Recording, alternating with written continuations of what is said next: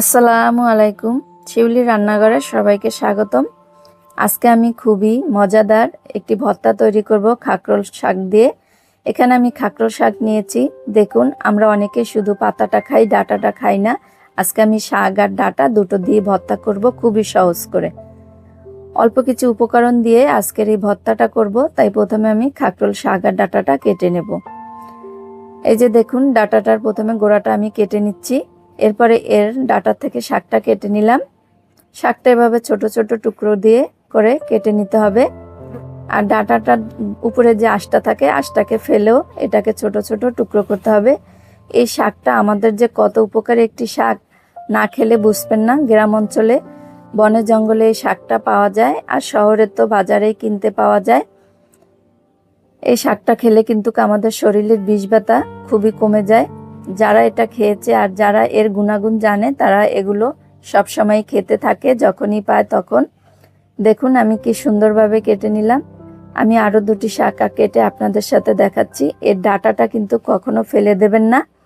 এভাবে চাইলে ডাঁটাটা একাও ভর্তা করে খেতে পারেন, অথবা শাকের সাথেও খেয়ে নিতে পারেন। আমি আজকে শাকের সাথেই করব।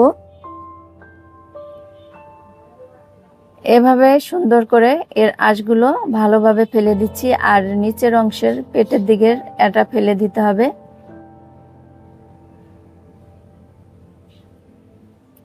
দেখুন, আমি এভাবে সব শাকগুলো কেটে নেব। এইভাবে আমি শাকটা কেটে নিচ্ছি। এবার এটা ভালো করে পরিষ্কার করে ধুয়ে নেব।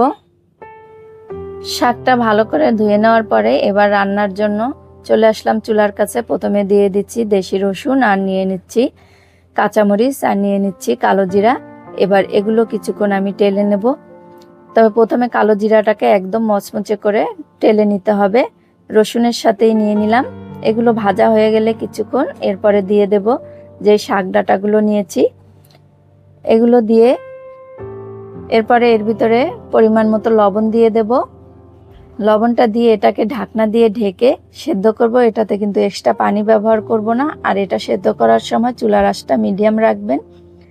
কিছুক্ষণ পরপর নেড়ে চেড়ে দেবেন যেন পুড়ে না যায়। একদম নাড়তে নাড়তে আর এটা সেদ্ধ করতে করতে কিন্তু একদম পোড়া পোড়া করে টেলে নিতে হবে।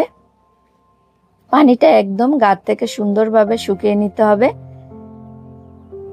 এভাবে নেড়ে চেড়ে বারবার ঢাকনা দিয়ে ঢেকে ঢেকে এটাকে সেদ্ধ করতে হবে। এটা যখন একদম পুরোপুরি পানিটা টেনে যাবে, এই পর্যায়ে কিছুটা সরিষার তেল দিয়ে এটাকে আবার নেড়ে চেড়ে কিছুক্ষণ ভেজে নিতে হবে। সরিষার তেলটা একদম যেন ভালোভাবে শুকিয়ে যায় শাক আর ডাঁটার সাথে। যখন এটা ভালোভাবে শুকিয়ে যাবে, সে পর্যায়ে এটা নামিয়ে ঠান্ডা করে নেব। ঠান্ডা করে নেওয়ার পরে আমি একটি ব্লেন্ডার জারে দুটি শুকনো মরিচ দিয়ে দিচ্ছি, আর দিয়ে দিচ্ছি সেই শাক ডাঁটা। এখানে আপনারা চাইলে শিলপাটাতেও বেটে নিতে পারেন, এভাবে ব্লেন্ডারের জারেও ব্লেন্ড করে নিতে পারেন। যারা হাত চুলকানের ভয় করেন, তারা এভাবে ব্লেন্ডারের জারে ব্লেন্ড করে নেবেন সুন্দরভাবে। একদম দেখবেন আপনার ভর্তাটা খুবই সহজভাবে তৈরি হয়ে যাবে। এই যে দেখুন, আমি একদম খুব সহজ করে একদম মিহি করে কিন্তু এটা হয়ে গেছে। এই যে দেখুন, খাকরোল পাতা আমাদের তৈরি। এবার ভাতের সাথে অথবা রুটির সাথেও আপনারা এটা খেতে পারেন। যাদের শরীরের বিষ ব্যথা আছে, তারা অবশ্যই এভাবে খাকরোল পাতা তৈরি করে খাবেন। কেমন হয়েছে কমেন্ট করে জানাবেন। আজকের মতো বিদায় নিচ্ছি। আসসালামু আলাইকুম।